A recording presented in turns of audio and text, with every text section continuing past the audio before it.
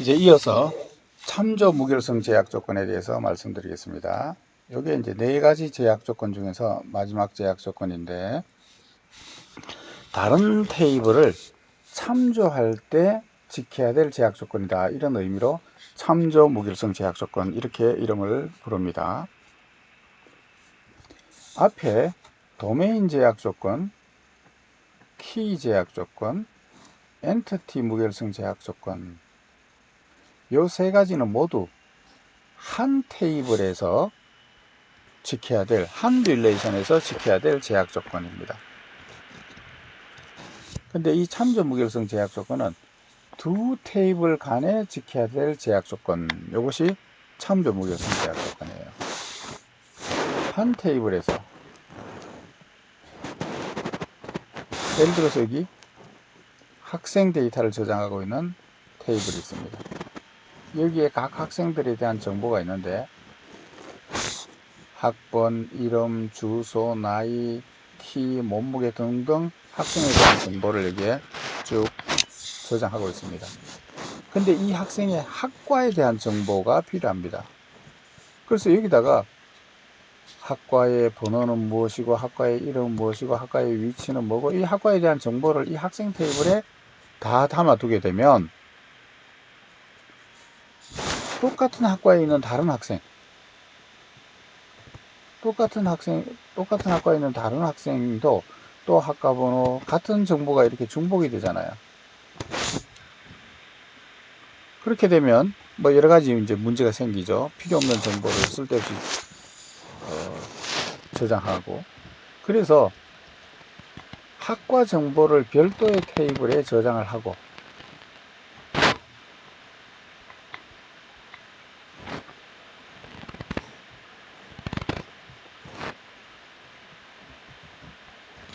이 학과 테이블 중에서 나는 이쪽 학과에 속한다, 나는 이쪽 학과에 속한다, 이렇게 학과에 대한 자세한 정보는 학과 테이블에 있고, 학생에 대해서 어떤 학과를 필요로 하면 학과 테이블에 있는 터프를 참조해서 학과에 대한 자세한 정보를 학과 테이블에 넣어주면 됩니다.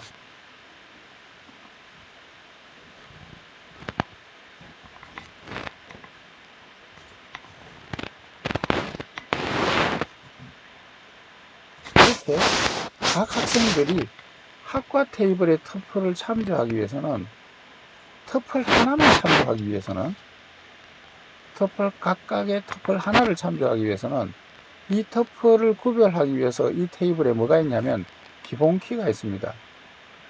이 기본키가 각 테이블의 터플을 구별하기 위해서 존재하는 값이죠. 이 기본키 값을 여기서 가지고 있으면 됩니다. 그러면 요 기본키 값을 갖는 터플은 하나만 있을 것이고, 요 기본키 값을 갖는 터플은 하나만 있을 것이고, 요렇게 다른 테이블의 기본키 값을 내가 가지고 있으면 그 다른 테이블의 각 터플들을 참조할 수가 있어요. 이렇게 다른 테이블의 기본키를 참조하기 위해서 가지고 있는 이 값을 참조키, 이렇게 부르기도 하지만 이 말보다는 외래키라고 부릅니다.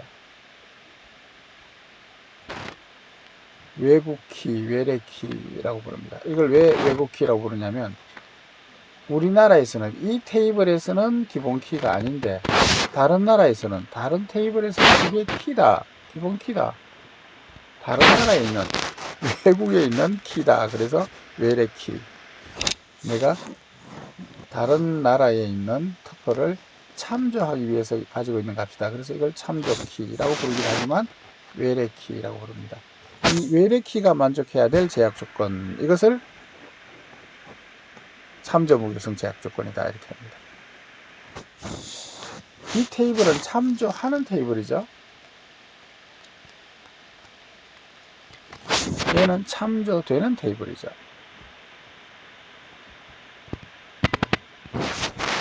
참조하는 테이블이 참조되는 테이블의 기본키를 참조할 때 지켜야 될 제약 조건입니다. 그럼 어떤 내용이냐, 그건 뒤에 가서 설명을 드리겠습니다. 두 테이블 간의 제약 조건, 이게 참조 무결성 제약 조건이에요.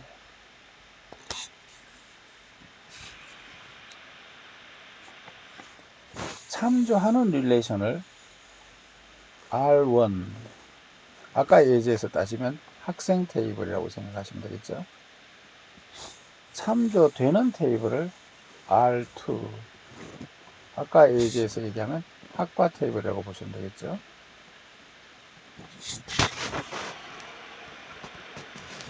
이 참조하는 테이블에서는 참조되는 테이블의 기본 키를 가지고 참조를 하는 거죠. 그래서 다른 테이블의 기본 키를 참조하는 R1 학생 테이블의 참조 키, 얘를 뭐라고 부르냐면 외래 키라고 부릅니다. 이 외래 키를 FK, 포린 키의 약자로 FK라고 표기해 봅시다. 그러면 이 T1은 뭐냐 하면 참조하는 테이블의 터플이에요.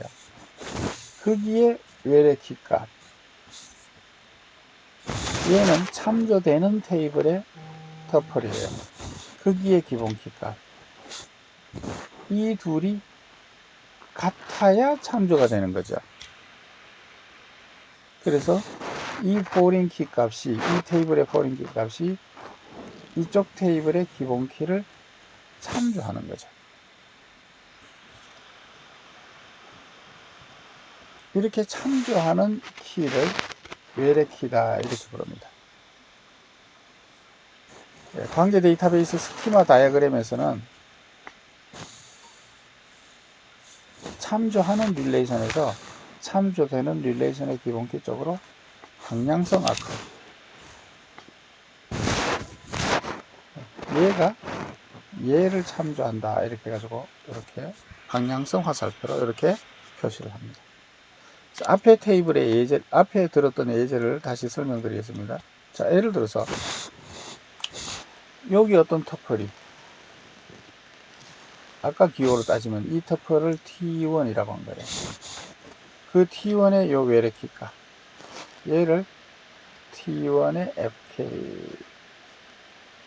이렇게 표시한 거죠. T1의 FK라고 하는 것은 이 T1 터플의 요 외래 키 값을 얘기하는 겁니다. 얘는 어느 걸 참조하고 있어요? 이쪽 테이블에 얘를 참조하고 있어요. 그래서 이 터플을 T1 이렇게 불렀고, 이 값은 T1의 PK 이렇게 표시했던 거죠. 그래서 얘는 자기하고 똑같은 값을, 여기 T2네요. T2.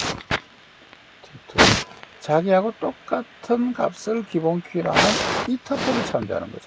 바로 얘를 참조하는 거죠. 그 의미가 지금 이렇게 지금 식으로 표현되어 있는 겁니다.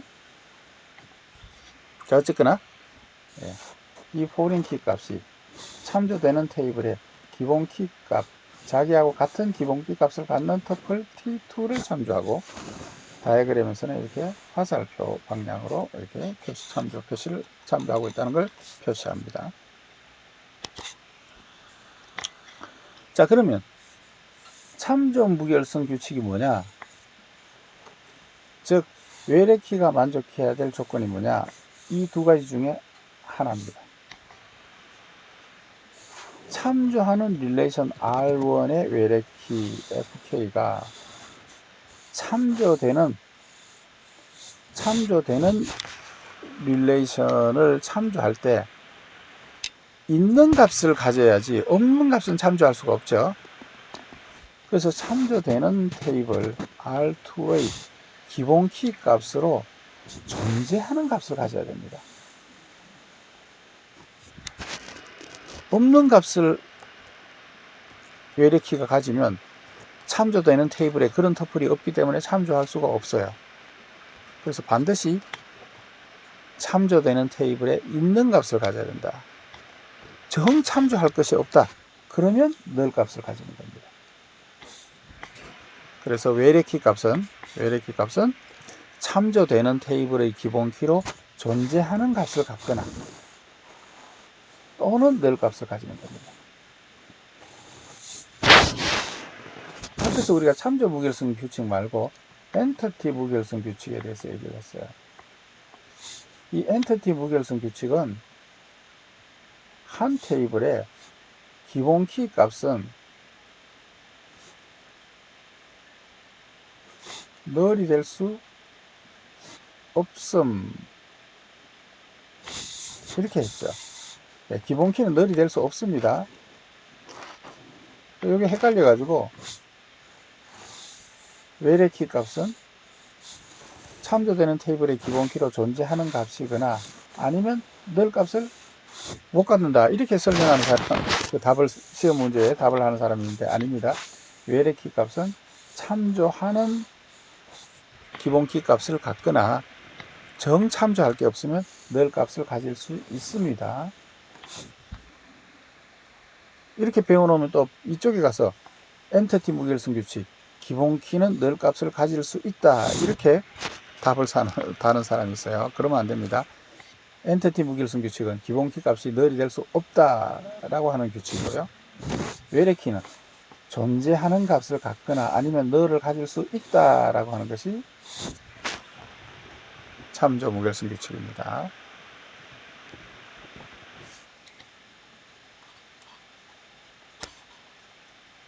자, 이 참조 무결성 외래 키는 어떻게 표시하느냐?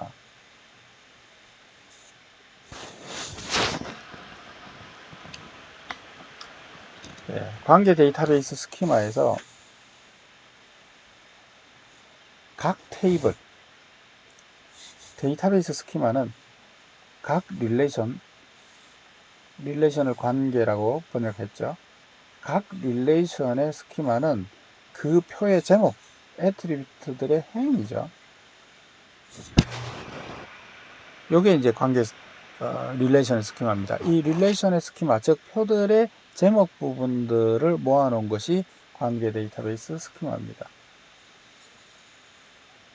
그 다음에 관계 데이터베이스 스키마에는 제약 조건이 표시되어 있어야 되죠. 이 제약 조건은 네 가지가 있는데, 기본 키를 지정하게 되면 그게 키 제약 조건과 엔티티 무결성 제약 조건을 동시에 표시하는 거고요. 지금 방금 배웠던 참조 무결성 규칙은 외래 키가 뭐다 라고 하는 것을 지정하면 되죠. 그래서 이 애트리뷰트에 기본 키가 뭐다, 외래 키가 뭐다 라고 하는 것을 표시해 주면 그것이 각 릴레이션의 제약 조건을 표시하게 되는 겁니다. 기본 키는 어떻게 표시한다고 얘기했냐면, 애트리뷰트 이름에다가 릴레이션의 이름은 표의 제목, 표의 앞에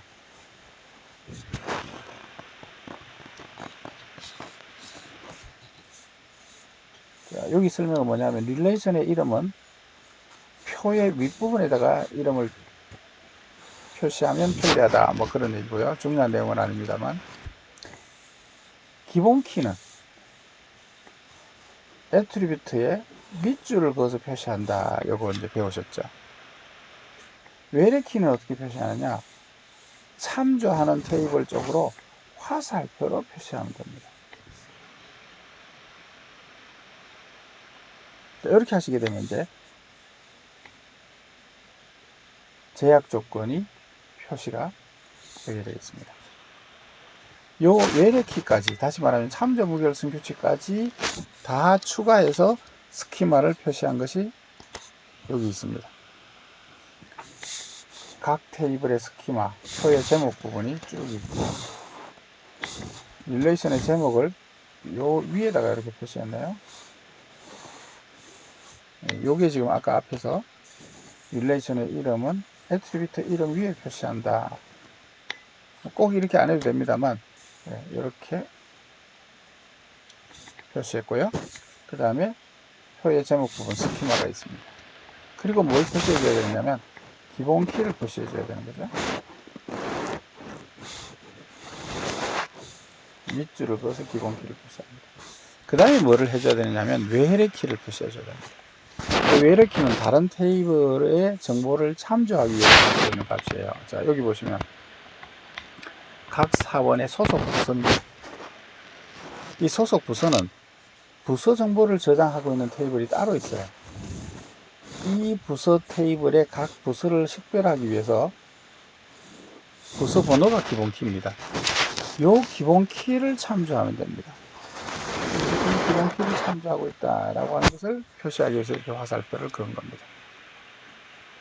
이게 지금 외래 키가 뭘 참조하느냐라고 하는 것을 표시한 참조 무결성이 표시가 된 겁니다.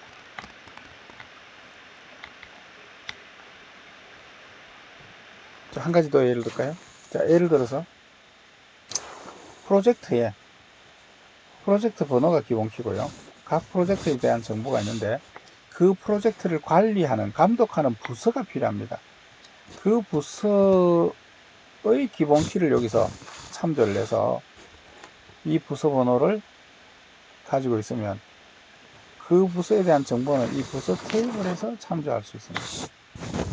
그래서 얘가 부서 테이블의 기본 키를 참조하는 외래 키입니다.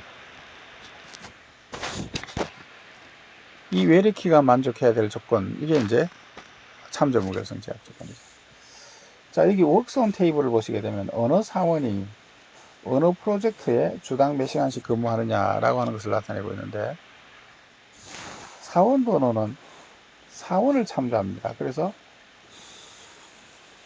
사원 테이블에 사원을 참조한다, 이렇게 화살표가 그어져 있고요. 프로젝트 번호는 프로젝트를 참조합니다. 이렇게 그어져 있습니다. 예, 얘도 외래키, 얘도 외래키. 이 테이블에는 외래키가 두 개가 있네요. 그리고 이 외래키 두 개의 조합이 기본키입니다. 이렇게 외래키들의 조합으로 기본키를 삼을 수 있습니다. ESSL은 외래키이고 PNO는 외래키입니다. 각각이 외래키면서 이 둘의 조합은 이 테이블의 기본키가 되는 겁니다. 이 외래키가 만족해야 될 조건이 뭐냐 하면, 다른 테이블의 기본키 값으로 내가 참조하는 값이 있거나 아니면 늘 값을 가질 수 있다라고 하는 거죠. 자, 앞에 예제로 한번 가보겠습니다. 자, 이 테이블에 이제 값이 쭉 채워져 있는데, 각 사원들의 소속 부서 번호가 있습니다. 이 소속 부서 번호는 부서 테이블의 부서 번호를 참조하고 있는 거죠. 이 부서 번호에 5, 4, 1 이렇게 세 개의 값이 있네요. 얘는 외래키이기 때문에 얘의 값을 참조하기 때문에 부서 테이블의 기본키로 있는 값을 가져야 됩니다. 없는 값을 가지면 안 됩니다. 아직 부서 배치를 못 받았어요. 난 부서 번호가 없어요. 그러면 늘 값을 주면 됩니다. 그래서 외래키는 참조할 게 없으면 늘을 갖든가 아니면 참조되는 테이블의 기본키로 있는 값을 가져야 한다. 이게 외래키의 제약 조건입니다. 앞에서 설명을 안 했습니다만 요 멘토 사원 번호, 요거는 자기 자신의 자기 테이블의 사원 번호를 참조하는, 이것도 일종의 외래키입니다. 멘토 사원이 누구냐라고 하는 것을 이제 가리키는 멘토 사원을 참조하는 외래키입니다. 여기 보시게 되면 각 멘토 사원의 번호가, 소셜 시큐리티 번호가 쭉 있는데, 제일 위에 사람은 자기를 감독하는 멘토가 없어요. 멘토가 없으면 늘 값을 가질 수 있습니다. 그래서 여기 늘 값이 있지만 참조 무결성 제약 조건을 만족하는 겁니다. 자, 다시 참조 무결성 제약 조건으로 가서, 자, 그래서 어쨌거나 참조 무결성 제약 조건은 참조되는 테이블의 기본키로 존재하는 값을 갖거나 아니면 늘 값을 갖는다. 이게 참조 무결성 제약 조건입니다.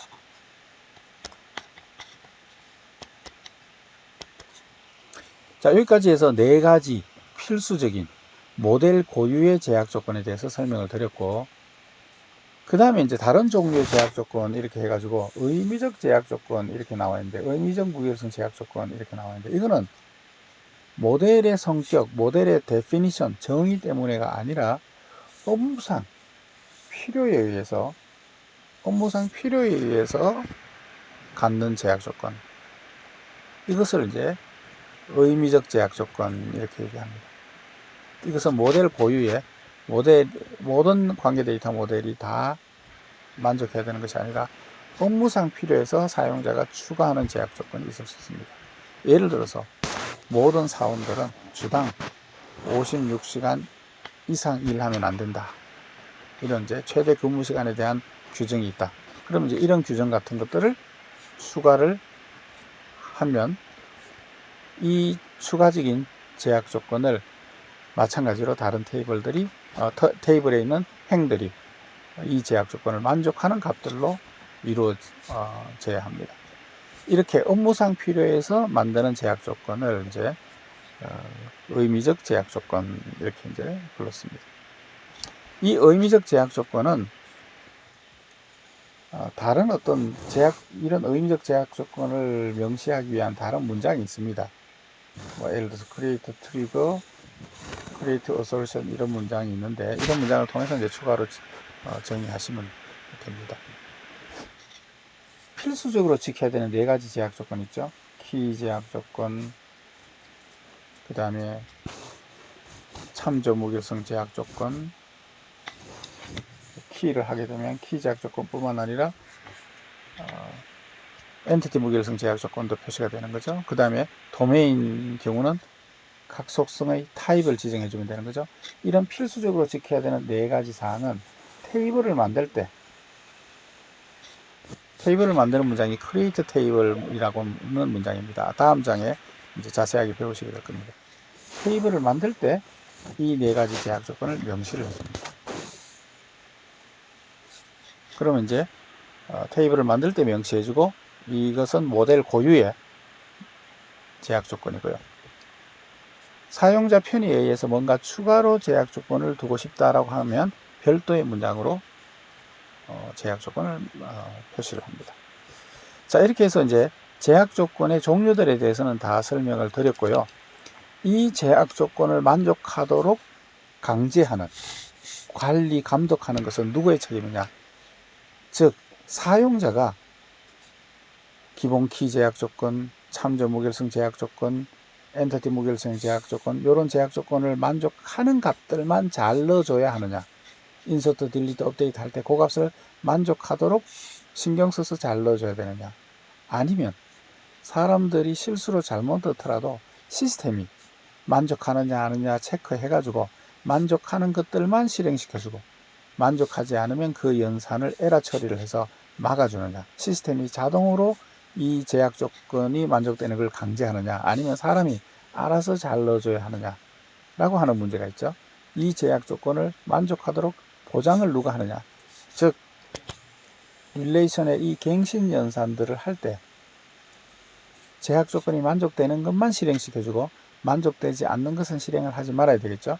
사람이 알아서 잘 갱신 연산을 만들어서 넣어줘야 되느냐, 아니면 DBMS가 자동으로 체크해서 사람들이 실수로 잘못하더라도 이걸 에러 처리해서 제약 조건을 만족하는 데이터들만 들어오도록 보장할 것이냐. 이 2가지 방법 중에서 DBMS가 자동으로 체크해서 제약 조건을 만족하는 것만 받아들이고 만족하지 않는 것은 에러 처리를 해서 실행이 되지 못하도록 해서 데이터가 일관성이 있는 제약 조건을 만족하는 데이터들만 데이터베이스에 저장되도록 보장을 해주는 기능을 DBMS가 가지고 있습니다. 그래서 이제 이번 동영상 강의를 마치고 다음번 동영상에서 이 데이터베이스 갱신을 DBMS가 어떻게 처리해서 이런 제약 조건들을 만족하도록 보장하는가에 대해서 설명을 드리도록 하겠습니다. 이번 동영상 강의는 여기서 중지하겠습니다.